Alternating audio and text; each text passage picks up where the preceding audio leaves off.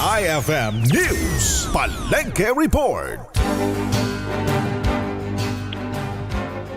Magandang umaga nga Idol Jay, magandang umaga Idol Pina at sa mga idol natin na nakikinig ngayong umaga. Live na tayo ngayon dito sa pamilihan dito sa lungsod ng Kawayan para nga sa ating palengke update ngayong araw March 6, 2026.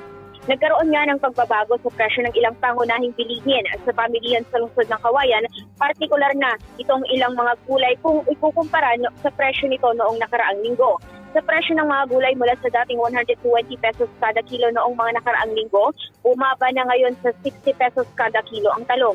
Ang sitaw at ampalaya ay 80 pesos kada kilo, okra na nanatiling 120 pesos kada kilo, repolyo na 60 pesos kada kilo, patatas na 120 pesos kada kilo at sayote na 60 pesos ang kada kilo. Ang kamatis naman ay bagsak presyo na kung saan 5 to 15 pesos na lang ang per kilo, habang ang mga pangregado ay walang pagbabago sa presyo, katulad na lamang ng bawang na 160 pesos pa rin ang kada kilo, sibuyas at luya na parehong 140 pesos ang kada kilo. Ayon nga sa ilang mga tindera dito sa palengke, mas kinatuwa pa ng ating mga mamimili yung pagbaba ng presyo ng ating mga gulay.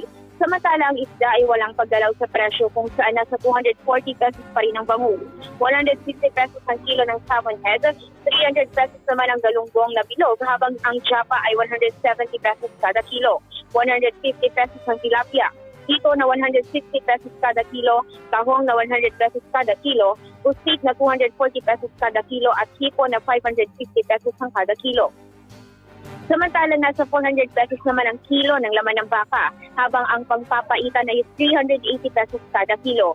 Ang baboy naman ay 280 pesos kada kilo, habang itong whole chicken ay 200 pesos ang kada kilo. Ayon sa ilang tindera ng karne ng baboy, bahagyang naapektuhan itong kanilang benta dahil nga dito sa nalalapit na pagdiriwang ng Semana Santa, kung saan marami sa mga kababayan natin ngayon ang umiiwas sa pagkain ng karne. Daing pa rin nila itong matumal na benta, kaya naman may mga pagkakataon umano na ibinababa pa nila lalo o yung presyo sa kada kilo ng baboy. Samantala mga idol, dito naman sa ating itlog, nananatili pa rin sa 240 to 300 pesos ang isang tray, depende pa rin dito sa size. Paalala naman sa mga idol natin ngayon ay makakaranas tayo ng maaliwalas na panahon, ngunit aasahan pa rin natin itong mga posibleng pagulan. Kaya naman sa mga pupunta dito sa palengke ay magdala ng payong o sombrero bilang panangga. Kasama nyo nga idol Ryan Puntapay para sa ating iPalengke Report. IFM News Palengke Report.